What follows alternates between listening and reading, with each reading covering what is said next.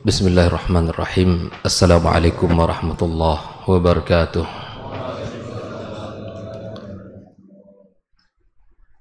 Alhamdulillah. Alhamdulillahi rabbil alamin. Wassalatu wassalamu ala nabiyyina al-mursalin wa ala alihi at-tayyibin wa ashabihi al-ghurril mayamin wa man tabi'ahum bi ihsanin ila yaumiddin. Asyhadu an la ilaha illallah wahdahu la syarika lah waliyus salihin wa asyhadu anna Muhammadan abduhu wa rasuluhu as-sadiqul amin.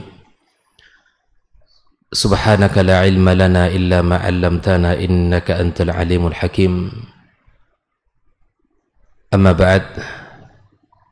Kaum muslimin dan muslimat, bapak-bapak, ibu-ibu, saudara-saudari, para masyayikh, para asatidzah, ilmu ulama, tokoh masyarakat yang saya muliakan dan saya banggakan, serta anak-anak kami yang hadir di subuh yang penuh dengan keberkahan ini.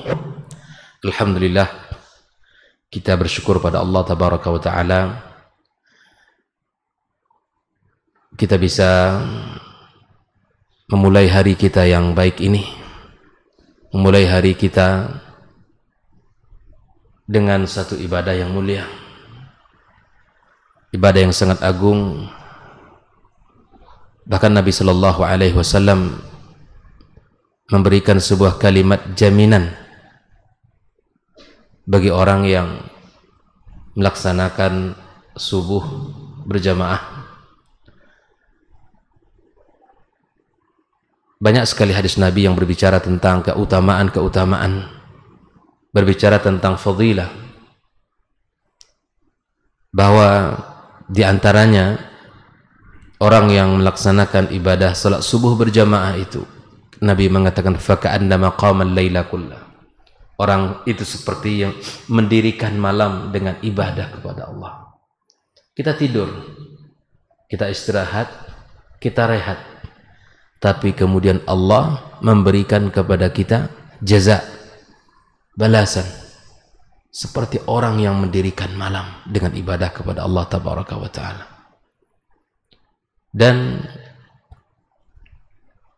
di salat subuh juga merupakan salah satu ibadah salat yang terjadi pergantian para malaikat Allah di dalam tugas-tugas mereka.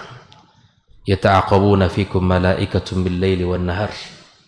Pergantian malaikat-malaikat Allah, salah satunya adalah di waktu subuh ini. Kemudian kita orang-orang mukminin yang bisa melaksanakan ibadah salat subuh dilaporkan oleh malaikat kepada Rabb Azza wa Jalla, dilaporkan kepada Allah, dan Allah bertanya, dan Allah Maha tahu, kaifa taraktum ibadi, bagaimana kalian tinggalkan hambaku. Coba lihat kalimatnya, jawaban dari malaikat Allah untuk mukminin, kaum muslimin. Atainahum wa hum yusallun. Kami datangi mereka dalam keadaan salat. Wa taraknahum wa hum yusallun. Kami datangi mereka dalam keadaan salat. Masya Allah. Tercatat hamba Allah fulan salat. Wa taraknahum wa hum yusallun. Pun demikian kami tinggalkan mereka dalam keadaan salat. Pergantian itu di waktu subuh dan waktu asar. Makanya Nabi mengatakan, atau ayat Al-Quran disebutkan, dua salat di dalam Al-Quran secara khusus, salat subuh dan salat asar. Salat subuh, apa bunyi ayatnya? Wa Qur'an al-Fajr. Allah menyebutkan salat subuh ini dengan Qur'an al-Fajr, walaupun sisi rakaat dia lebih sedikit dari jumlah salat yang lain, tapi jumlah bacaan ayat lebih panjang dan lebih banyak. Inna Qur'an al-Fajr kana mashhuda. Salat subuh itu dipersaksikan oleh malaikat Allah. Ini salat subuh. Salat asar apa? Hafidhu 'ala salawati was salatil wusta. Para ulama tafsir mengatakan maknanya salat asar. Dan Nabi SAW mengatakan orang yang ketinggalan salat asar itu kerugian besar dalam keluarganya, dalam dirinya dan keluarganya. Subhanallah. Maka disinilah ketika seseorang menjalankan syariat Allah Azza wa Jalla, maka Allah akan angkat derajatnya, akan Allah muliakan dia. Jangan kita berbicara tentang banyak ibadah, salat saja. Salat saja. Mulai kita berangkat dari rumah, baca doa, kemudian kita terhitung langkah kaki kita menuju rumah Allah ini. Yang satu akan mengangkat derajat kita, yang satu lagi menghapuskan dosa-dosa kita. Masuk kita ke rumah Allah ini, kita salat berjamaah. Subhanallah. Bahkan orang yang selesai salat, duduk dia di tempat salat sampai datang waktu syuruk misalnya, kita salat 2 rakaat, Allah, maka Nabi mengatakan seperti orang yang melaksanakan ibadah haji, umrah sempurna, sempurna, sempurna. Subhanallah, fadilah yang sangat luar biasa. Maka disinilah kita pentingnya belajar agar hati kita ini semangat, agar hati kita ini mau melakukan kebaikan, agar hati kita ini cinta kepada kebaikan itu. Karena tidaklah ada orang yang memahami sebuah keagungan syariat atau menjalankan perintah Allah Azza wa Jalla kecuali dia tahu ada ilmunya di situ. Kita bangun di awal hari ini, kemudian kita pergi ke rumah Allah karena kita tahu keutamaan pertama perintah Allah Azza wa Jalla, kemudian kita tahu sebagai ibadah yang sangat agung insya Allah tabaraka wa ta'ala, dan seterusnya. Dan ilmu itulah yang menggerakkan kita, ilmu itu yang menjaga kita. Kata Ali bin Abi Thalib ya, bahwa perbedaan antara harta dengan ilmu ketika dia sampaikan apa? Sesungguhnya ilmu menjaga kalian, dan ketika harta, siapa yang menjaga? Kita. Maka perbanyaklah belajar ilmu. Bahkan yang Allah perintahkan kepada Nabi kita alaihi salatu wassalam untuk kita minta dan diperbanyak di dalam hidup kita apa? Ilmu. Apa bunyi ayatnya? Wa qur rabbi zidni ilma. Itu kita minta. Minta kepada Allah ilmu. Minta kepada Allah Azza wa Jalla ilmu, agar Allah berikan kepada kita ilmu. Dan kita minta pula kepada Allah agar Allah mudahkan kita untuk mengamalkan ilmunya. Ikhwani kaum muslimin rahimakumullah. Kita mengucapkan salat dan salam untuk Nabi kita Muhammad sallallahu alaihi wasallam, untuk keluarga, para sahabat dan orang-orang yang telah berjuang bersamanya, dan kepada siapapun muslimin dan muslimat, mukminin mukminat yang senantiasa berada di atas agamanya sampai hari kiamat kelak. Pagi ini kita sedikit membicarakan tentang harus belajar dari keluarga terbaik dalam Al-Quran. Bicara keluarga tidak bisa lepas dari konsep Al-Quran dan konsep As-Sunnah. Karena Al-Quran merupakan sumber ilmu utama kita. Begitu juga dengan hadis Nabi sallallahu alaihi wasallam. Tadi malam kita sudah dapat pencerahan bagaimana as-sunnah itu memiliki kedudukan di dalam Islam, dan bagaimana kalau kita amalkan akan membuat kita ini nyaman, membuat kita ini tentram, damai, dan saling cinta dan kasih di antara kita. Bicara tentang keluarga tak boleh lepas dari Al-Quran. Ketika kita meninggalkan konsep Al-Quran, maka disitulah kita akan kesulitan. Karena di antara keistimewaan syariat itu, agama yang benar-benar itu adalah mudah. Innad dina yusr. Sesungguhnya agama itu mudah. Dan syariat yang Allah terapkan, yang Allah tetapkan untuk kita bersama umat Muhammad sallallahu alaihi wasallam itu syariat yang mudah bagi kita. Makanya kata Nabi, tidak ada orang yang tasyaddud di dalam agama kecuali akan kalah. Maka di sinilah pentingnya kita mengamalkan agama ini dengan benar, seperti mengamalkan as-sunnah Nabi. Ya, subhanallah, kalau ada ibadah yang ditetapkan oleh Rasul, ya, qauliyah dan fi'liyah, dicontohkan oleh beliau, lakukan apa yang dia lakukan, karena itu ada keberkahan, ada kemudahan. Tapi coba lihat, ada orang yang Masya Allah semangat ibadah tinggi, sekian ribu zikir dikerjakan karena dapat wirid khusus dari guru, gitu ya, dari kiai. Saya ingat kisah salah seorang ustadz kita yang dia menceritakan dia ini adalah ahli ruqyah. Ahli ruqyah meruqyah salah seorang pasiennya. Setelah diruqyah, dibacakan ayat Al-Quran, jin nggak mau keluar. Jin nggak mau keluar. Apa masalahnya? Kata jin itu, saya dipanggil-panggil setiap hari ribuan kali. Nah, ini ribuan kali. Oh, ternyata dia tanya, apa amalan yang dilakukan selama ini? Ternyata dia memang mengamalkan satu zikir wirid khusus yang itu diwariskan, didapatkan dari buyanya. Yang disebut ada salah, tidak ada salah. Ya Jabbar, ya Jabbar, ya Jabbar, ya Jabbar, ya Jabbar. Itu ribuan kali dibaca setiap hari. Rupanya masuk jin namanya Jabbar. Bayangkan, ada salah di zikirnya? Tidak. Di lafaznya tidak ada salah, tetapi dalam pelaksanaan zikirnya yang salah. Makanya zikir itu ada yang sifatnya mutlak, silakan kita memperbanyak tanpa ada batas, dibatasi sesuai kemampuan kita.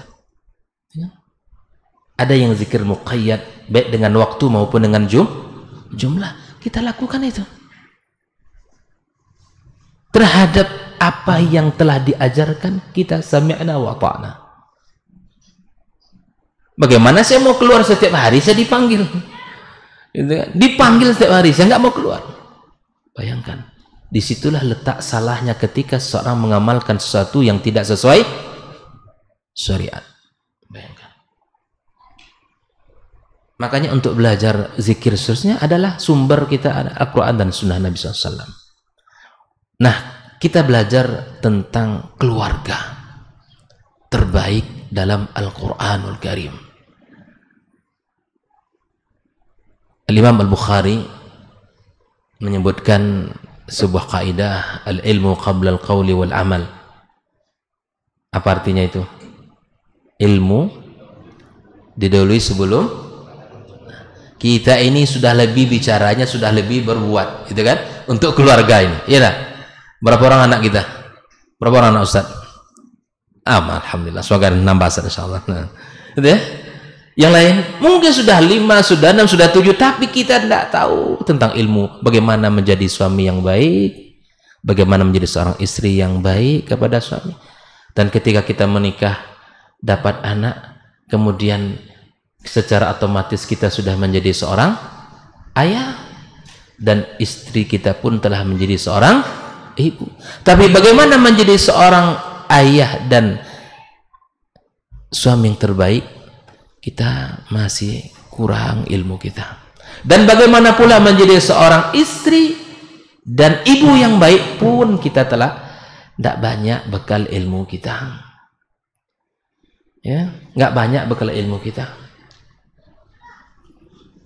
Bahkan kalau anak kita sudah menikah dan punya anak, otomatis kita menjadi kakek dan istri kita menjadi nenek. Tapi bagaimana menjadi kakek yang baik, nenek yang baik pun kita tidak memiliki ilmu. Nah, pagi yang berkah insya Allah kita ambil sikit-sikit comotan-comotannya. Karena kalau belajar keluarga aku yang terbaik itu banyak sekali kan? Banyak sekali. Saya akan ambil beberapa poin-poin sehingga kita ada gambaran bersama tentang bagaimana kita harus dan kita harus bersemangat mempelajari ini, ya kan? Kalau kita lihat di dalam Al-Quranul Karim ada beberapa potret keluarga. Kita awali dulu yang pertama, potret keluarga yang suami istri baik, soleh soleh. Contohnya keluarga siapa?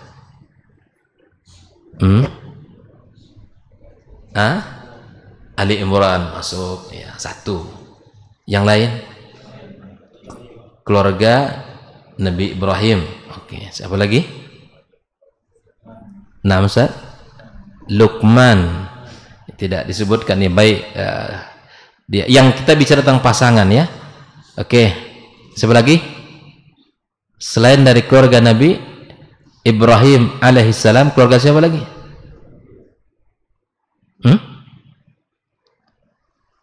Nabi Yunus Muhammad sallallahu alaihi wasallam. Lupa kita keluarga terbaik itu.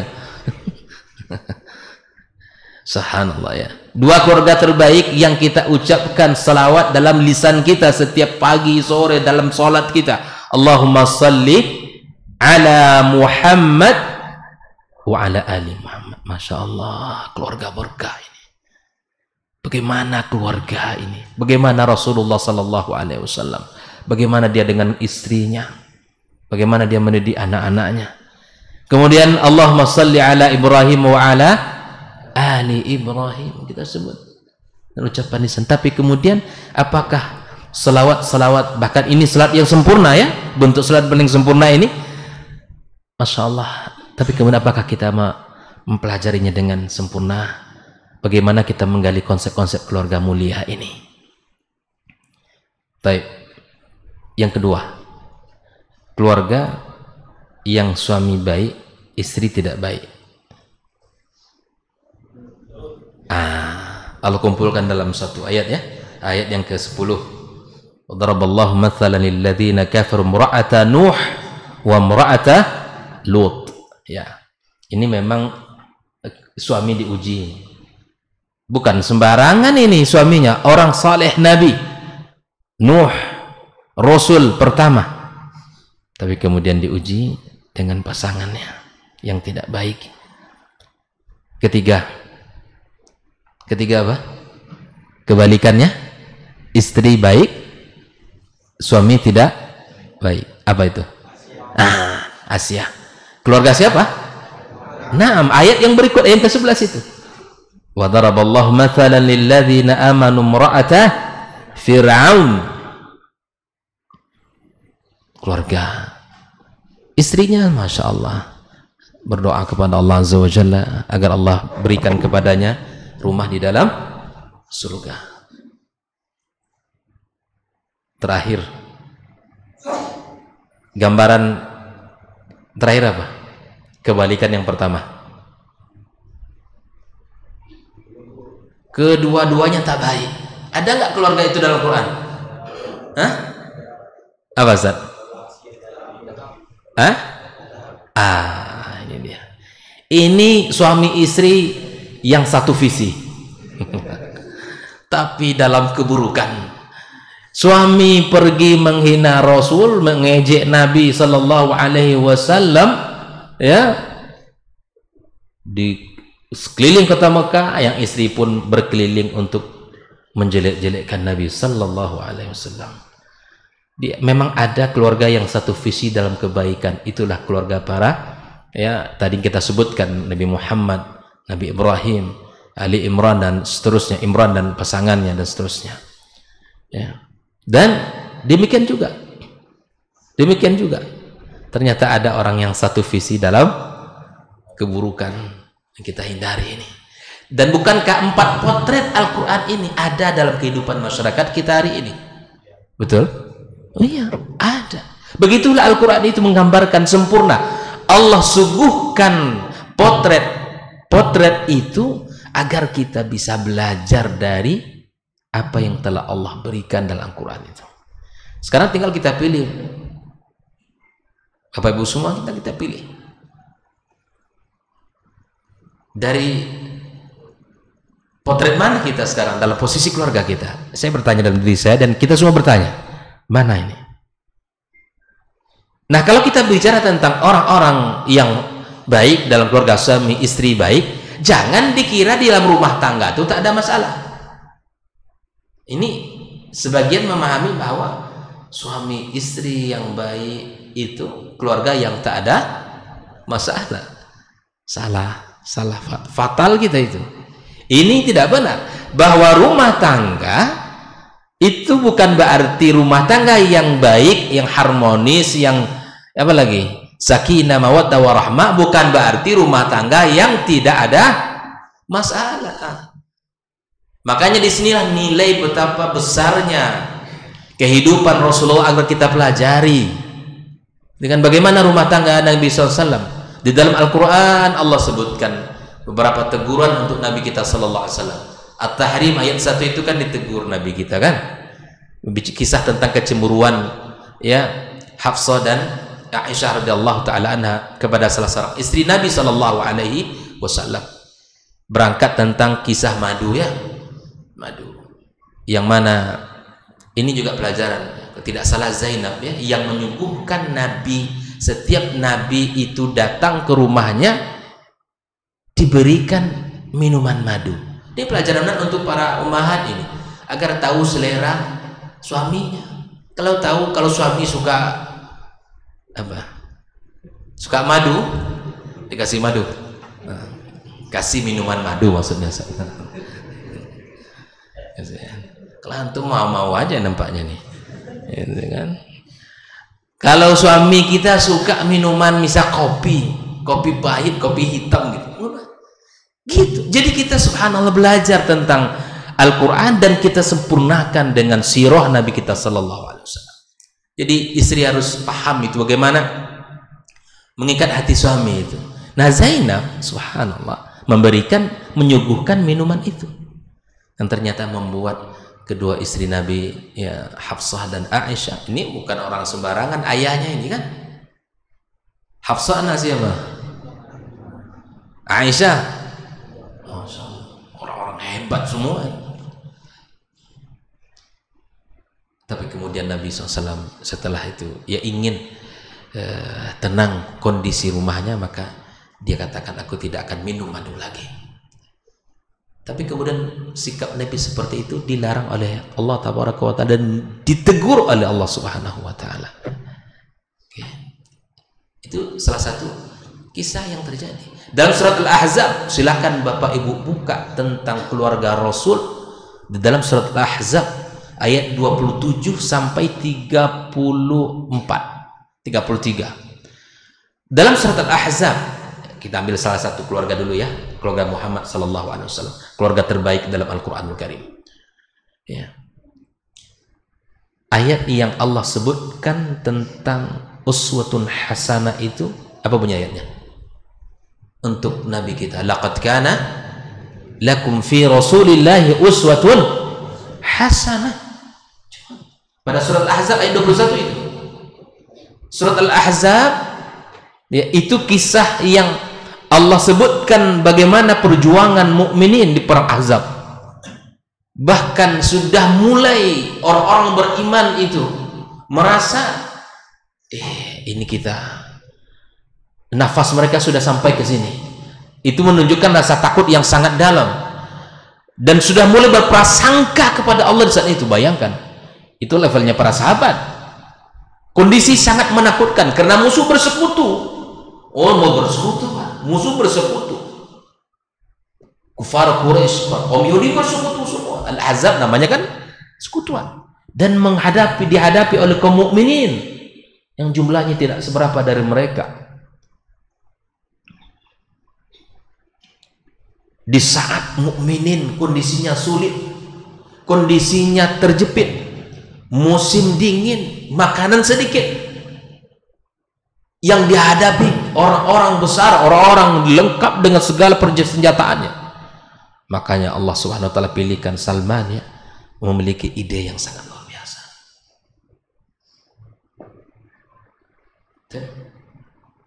Dan kemudian dalam surat Al-Ahzab itu Allah sebutkan di ayat yang ke-21, laqad kana lakum fi rasulillahi uswatun hasanah. Kenapa demikian? Kenapa ayat ini tidak Allah sebut di surat Muhammad sallallahu alaihi wasallam atau di surat-surat yang lain?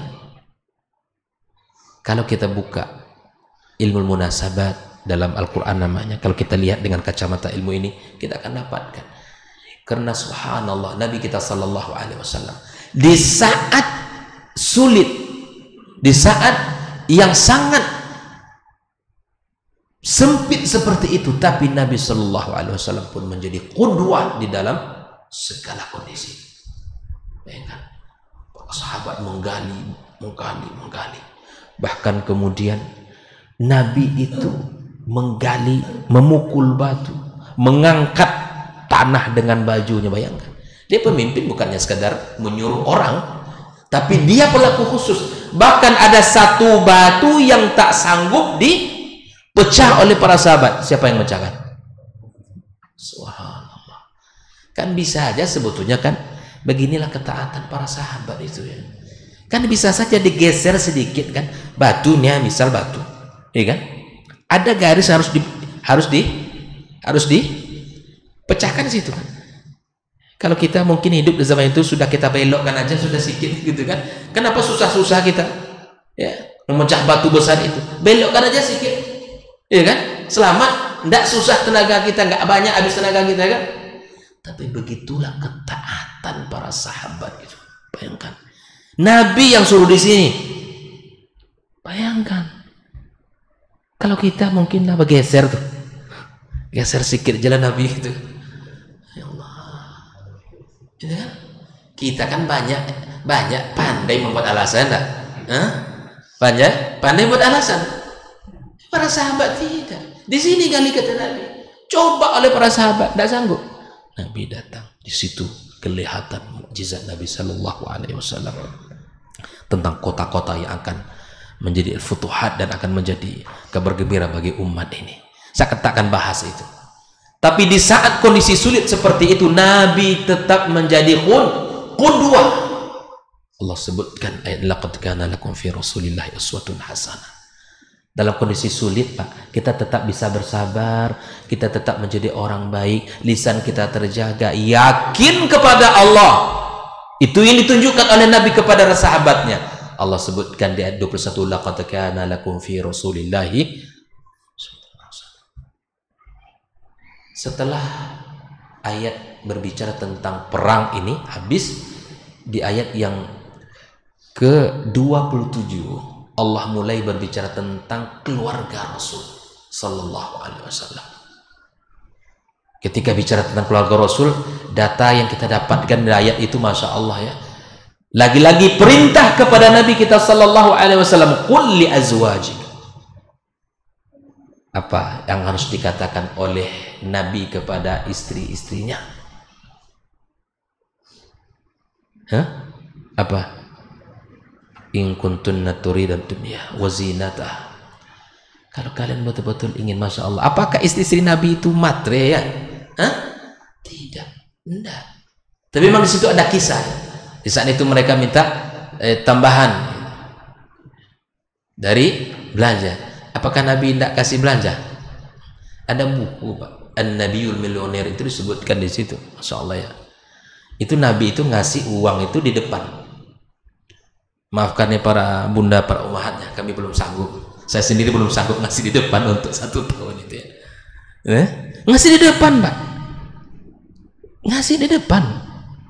Tapi kemudian subhanallah, ada riwayat yang kita temukan Nabi itu di rumah tangganya itu, ketika Nabi SAW ya datang habis subuh begini ini ya, Nabi itu subhanallah di dalam kehidupannya habis subuh itu ya ada beberapa kondisi dia pulang menemui istri-istri beliau ya, dalam pagi yang penuh berkah itu.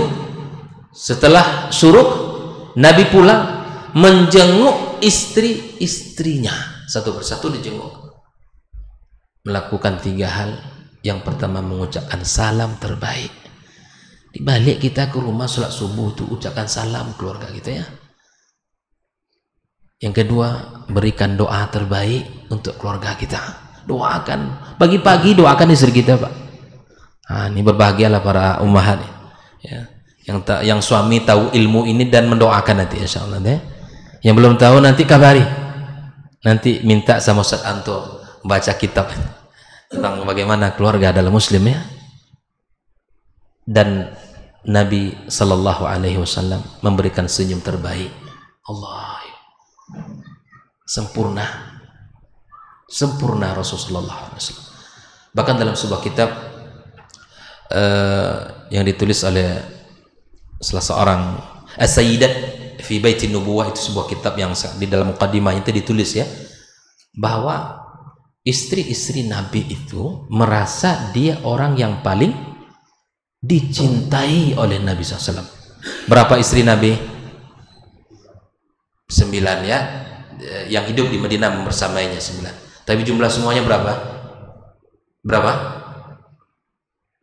Untuk jumlah istri Nabi kita belum kenal, apalagi konsep yang lain. Gimana ceritanya? Untuk jumlah istri Nabi kita masih ragu menjawabnya.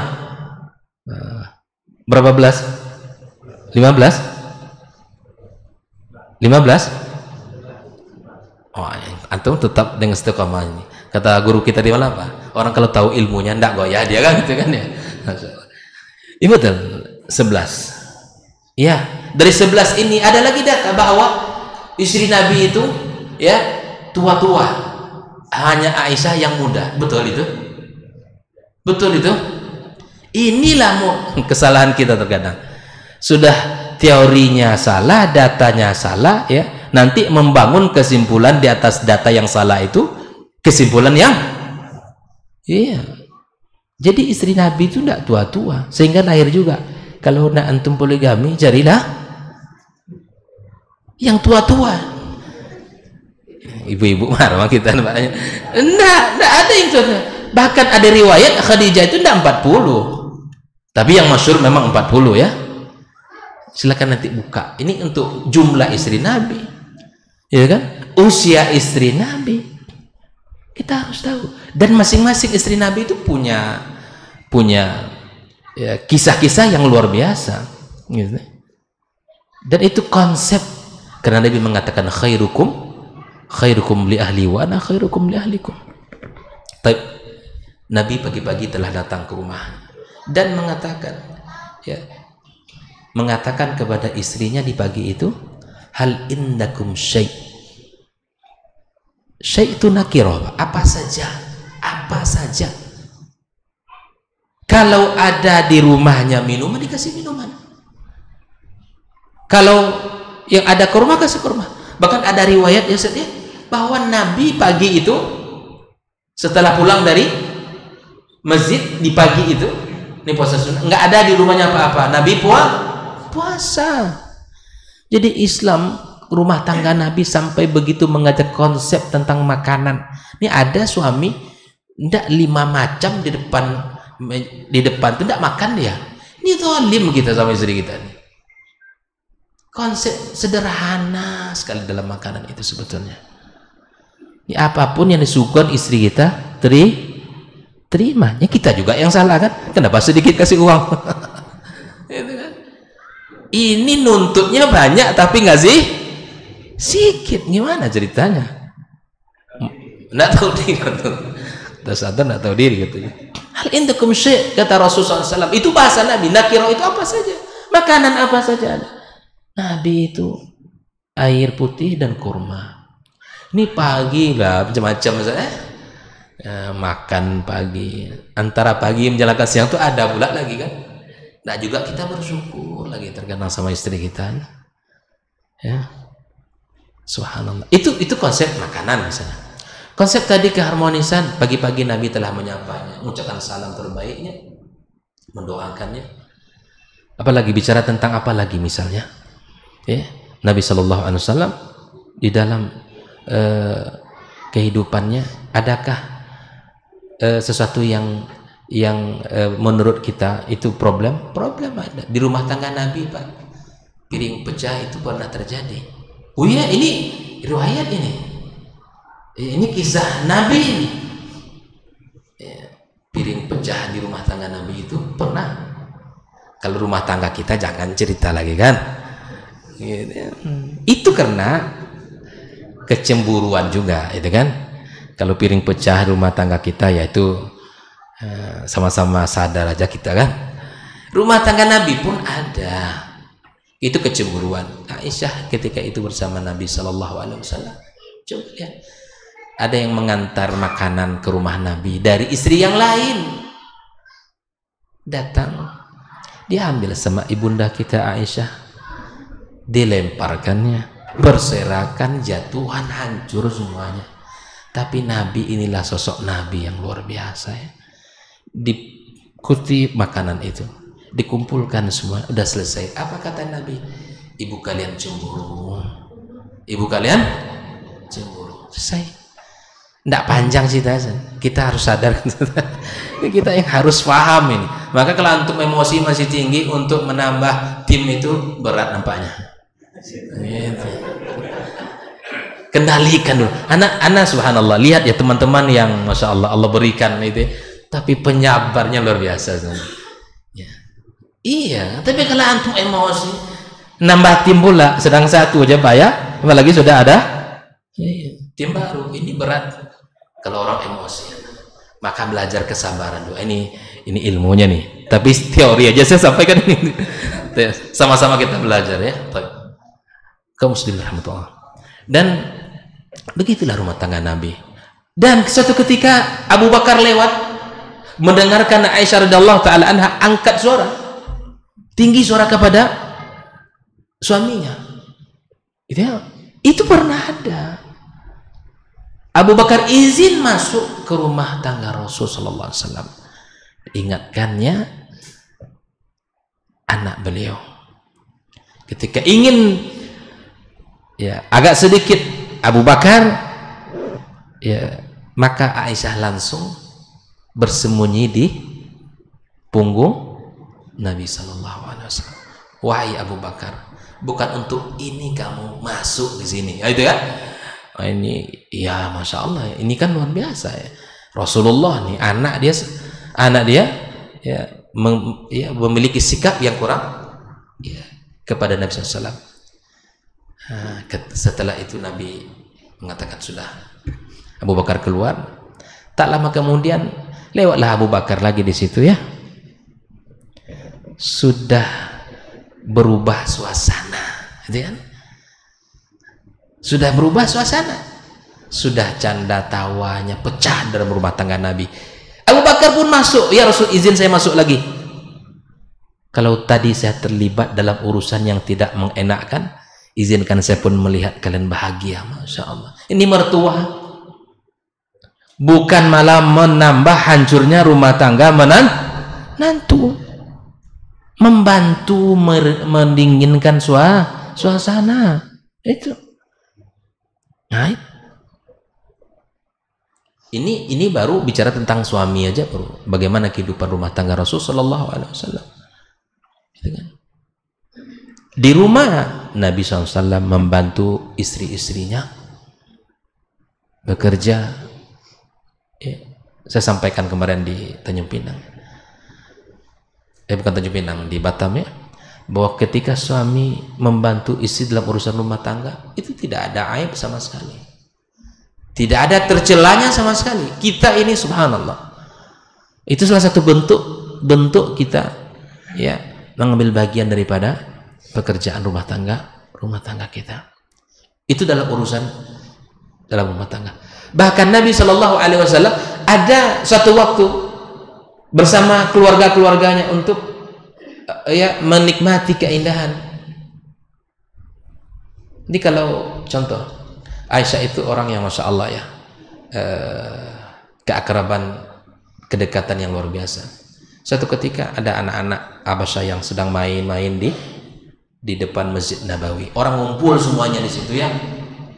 Aisyah ajak Nabi ke situ. Aisyah ajak Nabi. Dan antum tahu, dagunya Aisyah ditaruhkan di pundak Nabi Sallallahu Alaihi Wasallam. Pernah antum digitukan sama istri? Berdiri Aisyah, lama Nabi. Ya, Apalah arti permainan itu? Tapi Nabi SAW ingin menjaga hati istrinya. Hatinya ingin, istrinya ingin dekat, ingin menunjukkan. Kata Rasul, sudah belum? Kata Aisyah. Nabi sabar gitu ya. Kita aja yang kurang sabar sama bini kita ya. Kalau antum kurang sabar, jangan nambah tim dulu ya. Sabar. Kata Rasulullah, sudah belum? Belum. Ternyata ada maksud Aisyah itu. Ya Rasulullah, sesungguhnya aku ingin menunjukkan kedudukan aku di hatimu kepada yang lain. Wah, ini kalau ada istri kita, istri pula lagi ya. Istri kita nanti pegang tangan kita depan keluarga kita, depan keluarganya, depan bapaknya, depan abang adiknya, pegangnya tangan kita, sambut dengan hangat ya. Bukan pegang kan, ya? Jangan. Itu istri kita, perempuan ini luar biasa ya, makhluk yang ajaib itu ya. Kita harus paham dengan perasaan, halus sekali. Makanya Nabi membahasakan apa? Membahasakan istri itu, perempuan itu dengan apa, guru? Awarir. Apa itu? Gelas-gelas kaca. Bahasa Nabi itu luar biasa indah. Untuk perempuan itu gelas-gelas kaca.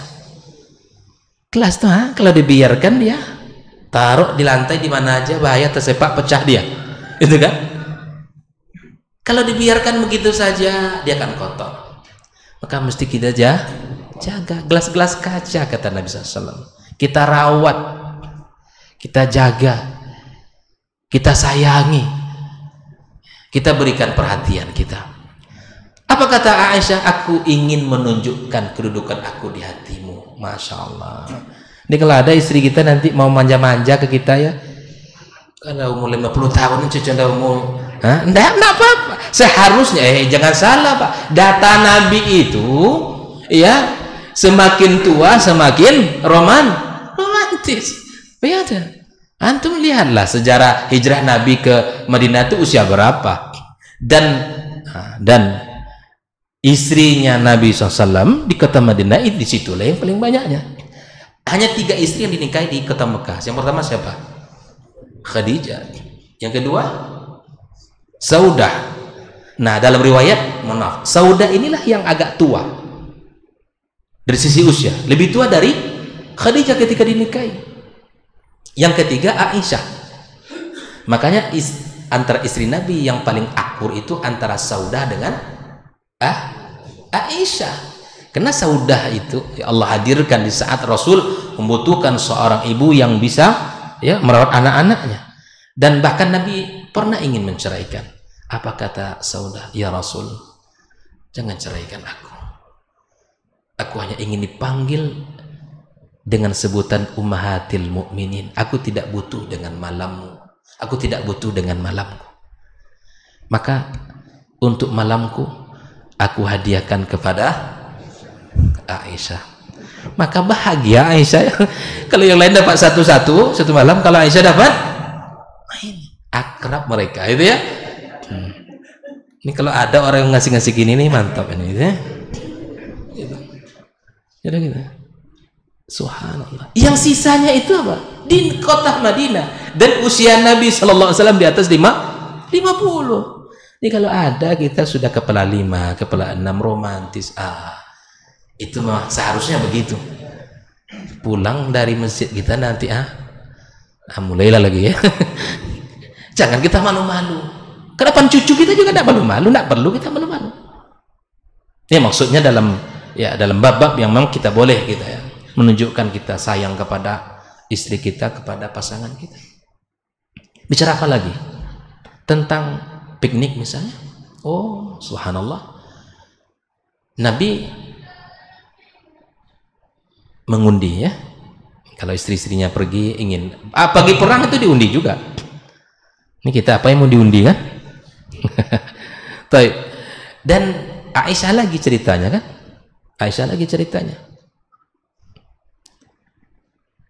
Lomba lari ya, ingat kisahnya kan? Lomba lari ya. Kalau yang putaran pertama menang Aisyah ya, menang Aisyah. Ya kalau Nabi itu lawan umat, tidak ada yang mengalahkan tenaganya kan. Tapi beginilah Nabi ingin posisikan, ingin diperhatikan wanita itu, berikan, walaupun antum kuat misalnya, tapi kalah Nabi di saat itu. Di satu masa pasukan kaum muslimin sudah, kata Nabi, maju kalian, sudah pergi kalian, tinggalkan kami di sini berdua. Rasul ingat, ya, di sini dulu kita pernah berlari, hari ini kita ulang kembali. Coba itu ya. Ini leg kedua ini. Di sini Nabi Shallallahu Alaihi Wasallam sudah menunjukkan dan dia menang. Apa kata Nabi SAW? Hadza bidzak. Nah, satu-satu kita. Ini balasan yang dulu. Nah, ketika itu disebutkan dari riwayat hadis, Aisyah sudah mulai berdaging, gemuk dan seterusnya lah. Pernah lomba lari bang dengan istri? Mulai nanti bang. Ya silakan aja lah. Artinya bab-bab yang lain begitu, yang menunjukkan suasana ini kaku maku di rumah, kaku membatu, nak ada kalimat canda dengan istri kita pak, kaku.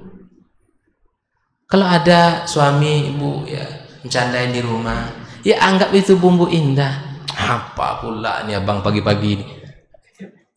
Nah, subhanallah, rumah tangga itu indah. Bahkan kita katakan baiti jannati, rumahku surgaku. Bagaimana mungkin kalau rumah itu ya tidak ada di dalamnya keindahan, kecintaan, kenyamanan. Sementara kita sering ungkapkan baiti jannati. Apalagi Sofia, tidak salah itu ya, Sofia kisahnya itu ya, yang mana Nabi SAW ketika ingin naik ke tempat kendaraannya, itu kan, apa yang dilakukan Nabi? Karena Sofia ini termasuk fisiknya tidak terlalu tinggi jika dibandingkan dengan istri lain. Jongkok Nabi pak, jongkok, dijadikan paha Nabi itu untuk sebagai sandaran untuk menginjak naik ke atas kendaraan. Kalau kita mungkin cari kursi aja paling aman kan. Subhanallah, bersaki di paha kita kan, nah, kursi itu jalami gitu kan. Tapi momen-momen itu mesti kita, yang tentu kita masing-masing memiliki suasana-suasana yang berbeda. Perlu rela pak, perlu kita rela, perlu kita rubah suasana dengan keluarga kita. Bun, malam ini kita makan di luar katanya kan. Oh, istri sudah senang. Rupa sudah dihidangi di luar rumahnya. Pergi aja lah keluar kita. Aja istri, Bun, disitu ada restoran baru Bun. Oh, senang kali dia itu. Aja anak-anak kita kan. Awal ya bunda harus tahu juga awal bulan lah nanya begitu-gitu tuh kan. Ini restoran baru di sini, ada tempat baru. Pergi kita yuk. Gitu. Hibur, Pak. Karena kelelahan istri itu luar biasa. Ini ada suami yang, mohon maaf ya, bagi yang kalau sudah ngaji itu ya, orang harus lembut ke istri ya. Jangan kaku gitu. Jangan kaku. Tunjukkan kita ini orang yang paling sayang kepadanya. Tunjukkan orang yang paling, karena perintah Allah wa'ashiruhunna bil ma'ruf, gitu kan, pergaul dengan cara yang baik.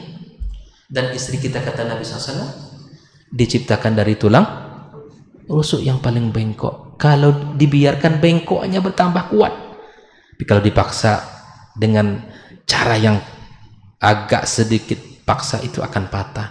Perlu seni untuk seni untuk memperbaiki pasangan kita. Maka cara memperbaiki pasangan gimana caranya? Ngaji sama-sama. Karena kalau ikhwan semua ngaji ke masjid, nggak bawa istri, balik-balik kita kasih materi pula di rumah. Alah, jadi ustadz pula bang nih katanya kan. Terkadang ada suasana yang sulit untuk menyampaikan. Tapi kalau sama-sama kita datang, maka ngaji itu bawa istri. Kalau tidak, sebutkan ada streaming Ustadz Anto. Nah, bunda nak ke masjid bi, gitu kan? Nggak apa-apa, abi ke masjid. Tapi judul hari ini penting sekali. Ada streamingnya nanti, gitu kan? Kasih kuota Pak, disuruh nonton tapi kuota bini habis pula kan. Nah itu begitu, streaming di rumah. Gun, gimana kajiannya tadi Bun? Luar biasa, diskusikan, diskusi ilmu. Subhanallah, ini hal yang sangat indah Pak. Aisyah itu adalah wanita yang Imam Zuhri mengatakan kalau dibandingkan ilmunya Aisyah dengan wanita-wanita di zaman itu, tidak ada bandingannya. Seorang wanita yang alim, berilmu. Tahu kita rahasianya? Pertama nih memang mudah, ya usianya. Yang kedua cerdas memang iya. Karena kecerdasan Aisyah itu jangan dikira. Ilmunya banyak, ilmu ansab. Jangan dikira. Kata salah seorang sahabat, wahai Aisyah, aku tidak heran kalau engkau itu pakar dari ilmu nasab, karena memang bapaknya Abu Bakar itu adalah pakar ilmu nasab. Kalau engkau menjadi seorang wanita yang berilmu, cerdas, banyak ilmu, aku tidak heran engkau tinggal bersama Nabi. Tapi ada satu ilmu yang dimiliki oleh Aisyah ini, ilmu kesehatan. Ini ditanya kenapa? Ternyata rahasianya Pak. Ketika Nabi menjelang sakit menjelang kematian itu, banyak orang yang datang kasih obat, kasih ini, kasih itu semua. Kasih. Ternyata dikasih tahu Aisyah, ini gunanya untuk ini gunanya, dikasih. Di situ baik. Makanya subhanallah, anak-anak perempuan kita ini untuk ilmu kesehatan ini sangat perlu. Apalagi dokter misalnya, kalau ada di antara ikhwah yang punya semangat ya dan kemampuan anak kita pun juga punya kemampuan, didikan dokter. Ini masalah yang terkait dengan kewanitaan, dokternya laki-laki, ini masalah besar ini, iya kan, masalah besar. Makanya Aisyah radhiyallahu taala anha ditanya, kalau engkau cerdas ilmu nasab, kami tidak heran karena bapakmu pakarnya. Kalau kamu pakar dalam bidang ilmu, enggak heran karena engkau adalah istri dari ilmu kesehatan Pak, langka. Ternyata disitulah dia tahu beberapa ilmu-ilmu kesehatan dari ya orang-orang yang khibrahnya luar biasa, pengalaman tentang apalagi dalam bab banyak sekali pembahasan tentang rumah tangga Rasul, rumah tangga mulia dari Al-Qur'an Karim. Masih banyak. Bahkan Nabi SAW tahu, ini saking hebatnya Nabi itu, semakin cerdas. Kalau Aisyah lagi nggak senang ke Nabi, bahkan Aisyah itu, Nabi itu bisa interaksi dengan Aisyah itu dengan aroma. Apa itu aroma? Bau badan ya. Karena Aisyah itu, karena Nabi itu gini ya, tadi saya katakan ya, kalau pagi-pagi itu Nabi, ini kalau kita bicara tentang keseharian Nabi luar biasa ya. Nanti suatu waktu minta Ustaz Anto belajar keseharian Nabi, biar kita tahu hari yang berkah itu, manusia yang paling mulia itu bagaimana menghabiskan waktu. Sholat subuh, saya bicara tentang setelah sholat ini saja. Nabi kunjungi satu persatu istrinya, mengucapkan salam terbaik dan doa terbaik. Setelah satu selesai, sampai ke 9.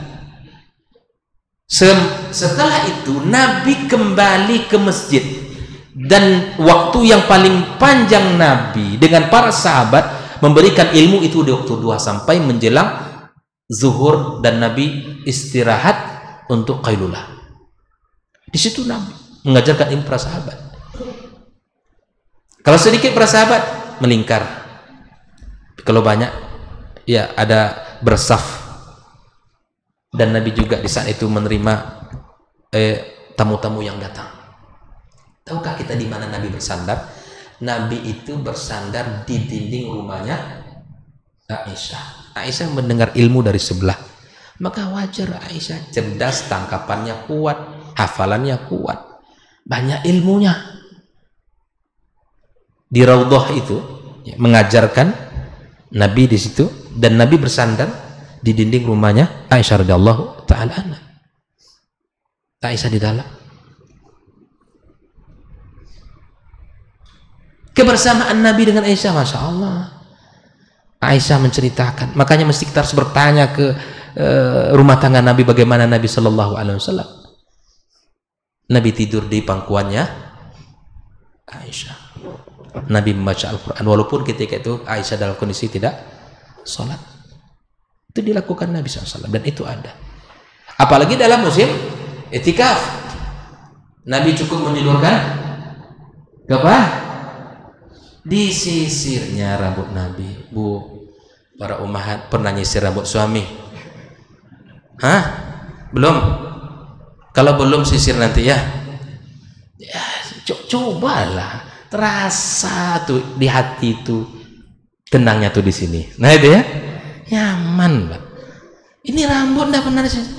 Perhatikan sampai ke situ oleh istri Nabi itu, sampai rambut disisirin, makan.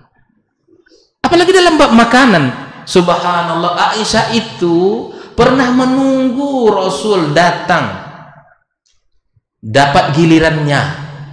Aisyah diberi hadiah makanan his. Masih ingat his Ustaz Anto? Ini his itu enak. Tak pernah dikasih sama Ustaz Anto his ya. Kalau umroh nanti bawa Ustaz.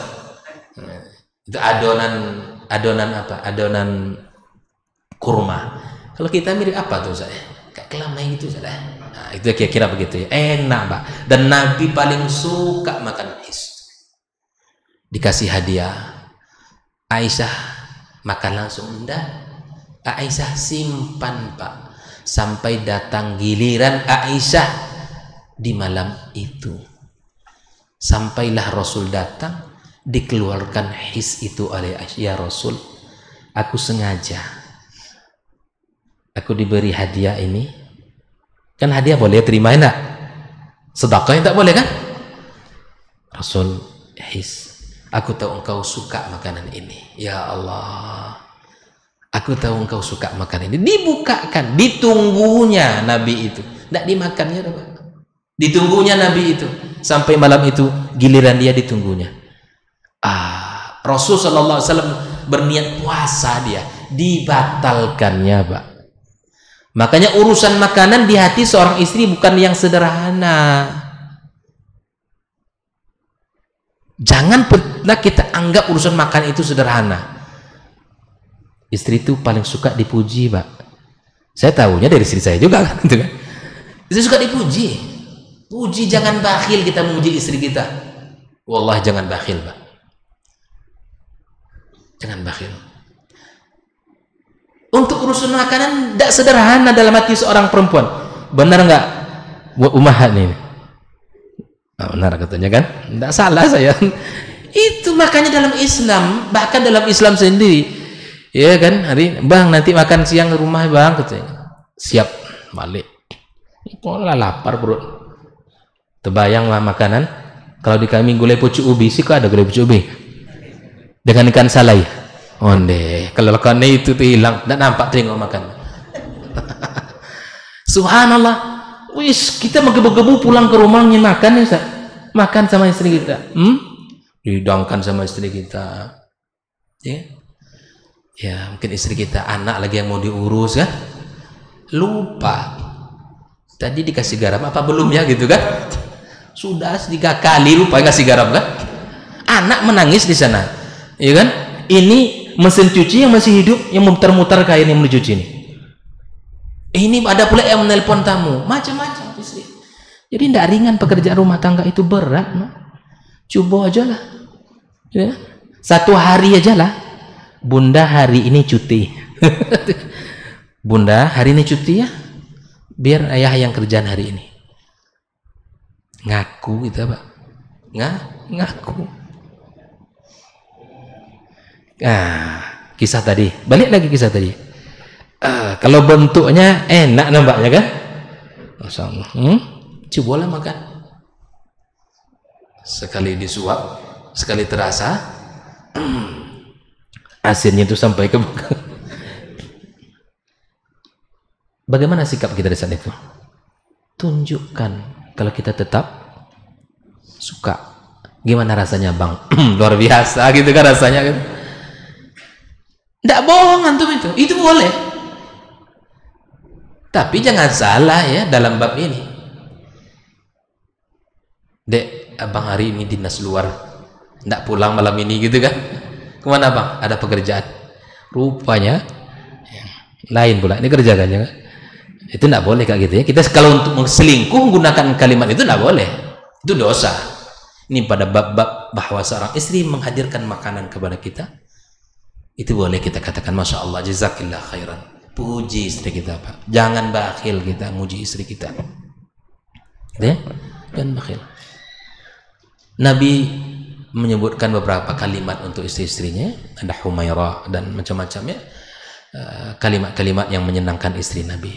Nah untuk aroma itu tadi ya. Kalau Aisyah itu kalau Nabi SAW datang itu hari giliran dia, aromanya beda. Aromanya beda. Ini juga pelajaran untuk ibu, para ummahat ini ya. Jangan sama aja aromanya dari pagi sampai malam.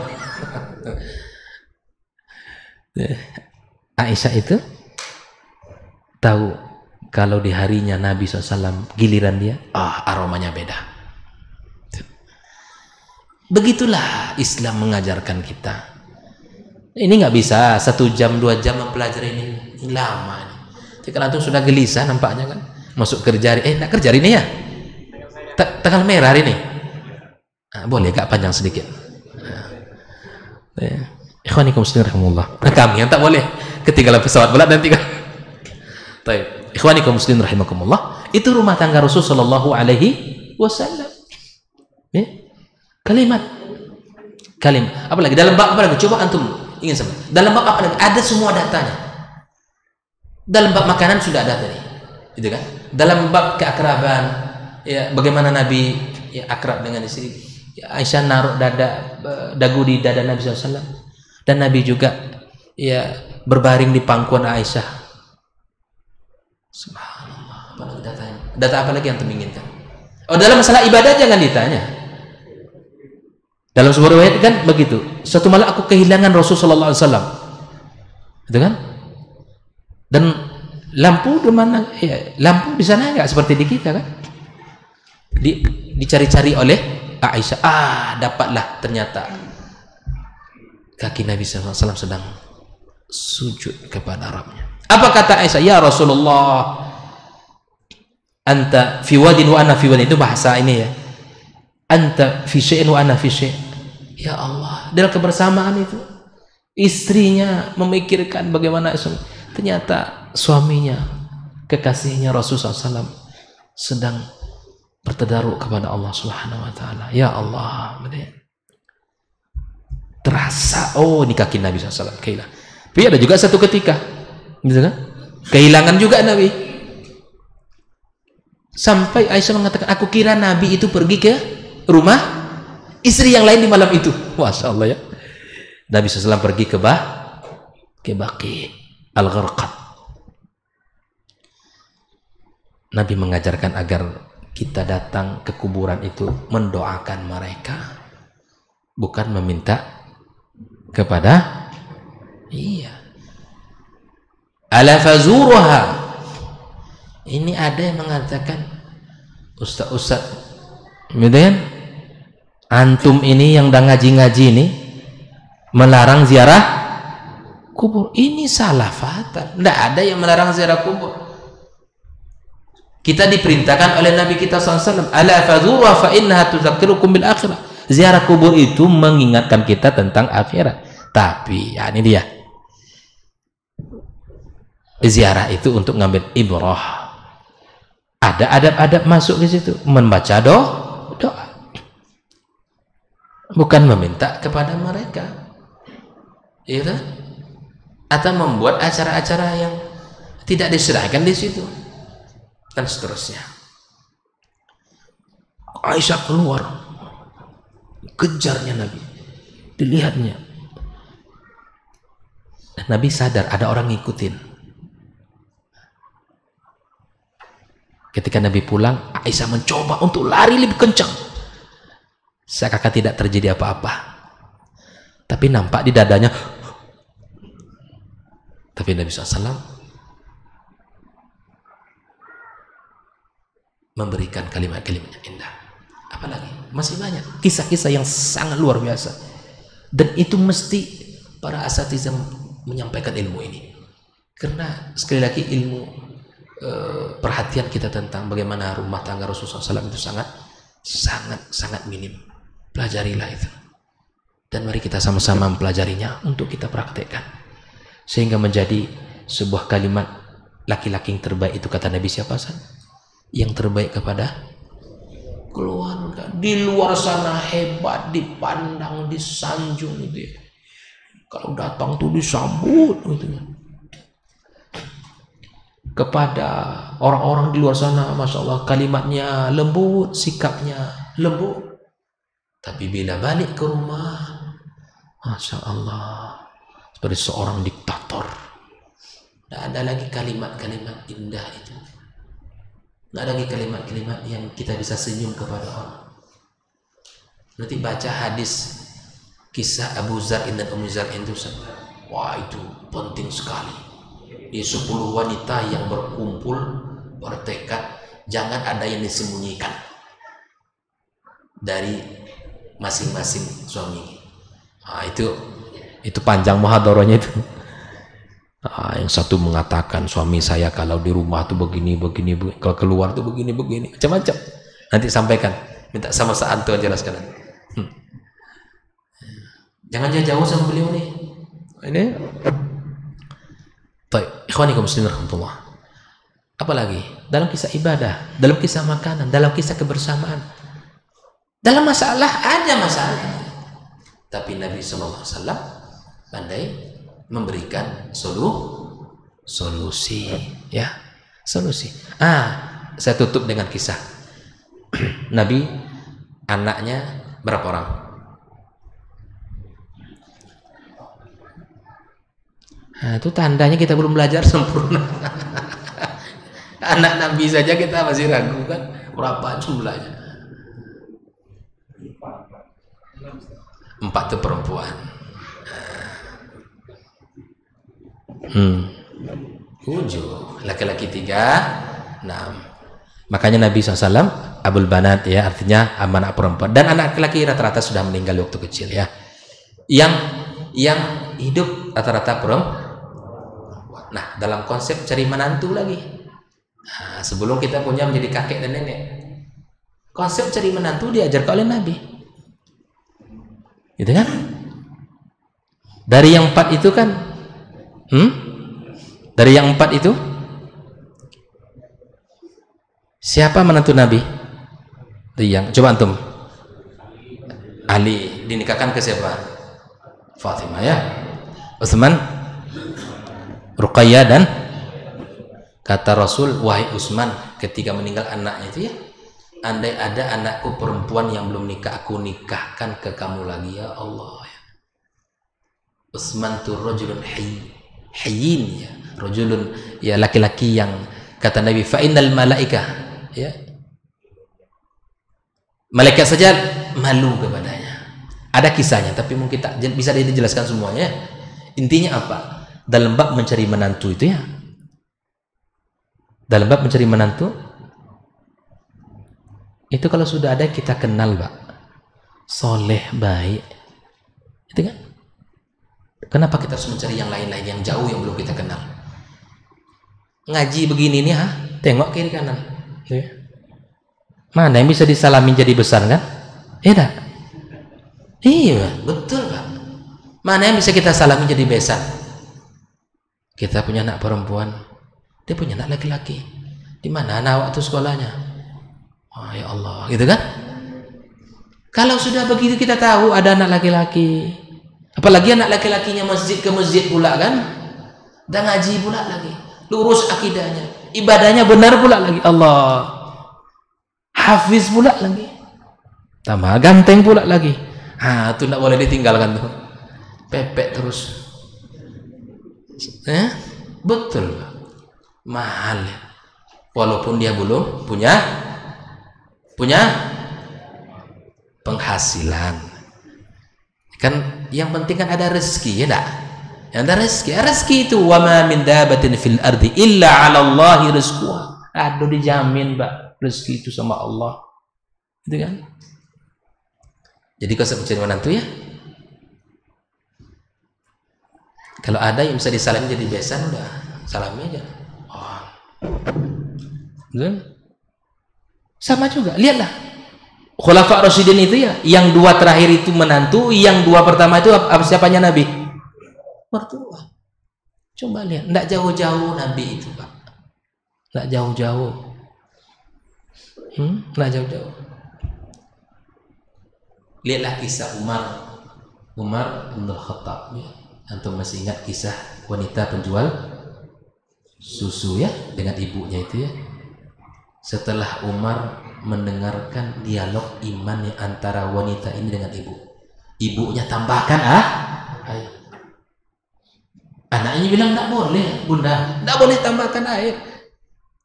Amirul Mukminin melarang. Kata maknya tidak ada dia, tidak nampak sama dia tuh. Amirul Mukminin sedang tidur dia tuh. Rupanya Amirul Mukminin sedang mendengarkan dialog indah ini di luar rumah mereka.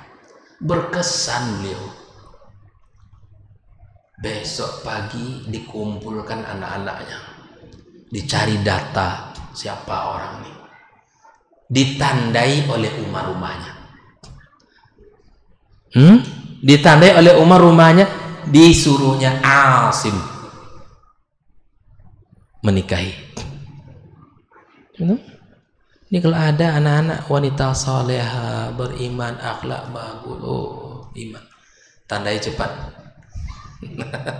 Sebelum ditandai oleh orang lain. Rugi antum. Tandai cepat sebelum ditandai oleh orang lain. Untuk anak antum maksudnya. Itu awak pula kan. Ini ada orang gitu ya.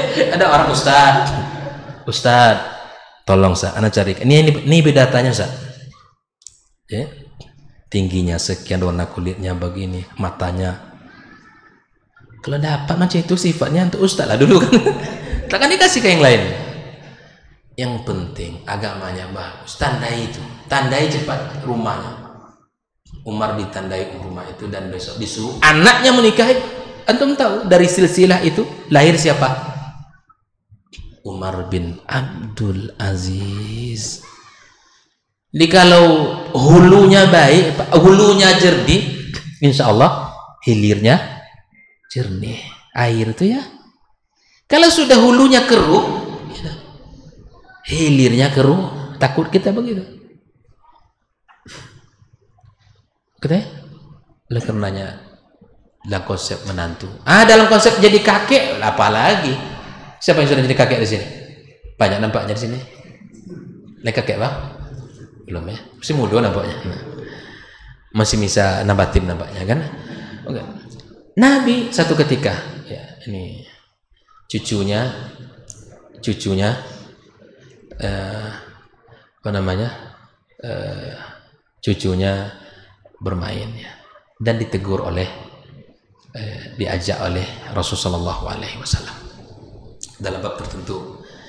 Intinya bahwa ketika anak beliau atau cucu beliau ya, ketika cucu beliau main ya, kemudian main apa tuh di atas kuda ya, wahai cucuku, engkau adalah penunggang hebat, tapi ada orang yang paling hebat darimu. Wah, itu kan kaget. Nah, siapa? Adalah ayahmu. Beginilah kakek membangun persepsi positif sama anak. Untuk ayah, bukan menjatuhkan ayah depan anak. Paham ya? Ini nampak cucu rajin sholat mengaji, hebat cucu watuk nih. Ayah kamu dulu di zaman usia kamu ini tidak mau sholat. Tidak usah betul disebut-sebut itu. Ayah kamu dulu seusia kamu nih, dengan tidak mau sholat, bangga kakek nengok kamu. Tidak perlu disebut-sebut kekurangan ayahnya dulu ya. Bangun persepsi positif. Itu banyak kisahnya. Baik, karena waktu yang membatasi ya. Terima kasih atas waktu yang diberikan ke saya dan kepada kami semua. Dan jazakumullah khairan atas silaturahim dan pertemuan kita ini. Mudah-mudahan Allah pertemukan kita di surga sebagaimana Allah pertemukan kita di sini. Allah jadikan kita orang-orang yang cinta kepada ilmu dan semangat mengamalkannya. Allah jadikan kita keluarga yang sakinah, mawaddah, warahmah, dan Allah jadikan anak keturunan kita anak yang saleh dan saleh. Wallahu taala alam. Jika ada kata yang salah mohon maafkan ya. Sering tadi kalimat-kalimat yang berkali ya, karena subuh ini mesti pandai-pandai sedikit. Karena ustadznya ngomong satu arah saja ya, khawatir saya sendiri yang ngomong kan, yang lain sudah beda alamnya kan. Terima kasih. Subhanakallahumma bihamdik asyhadu an la ilaha illa anta astaghfiruka wa atubu ilaik. Assalamualaikum warahmatullahi wabarakatuh.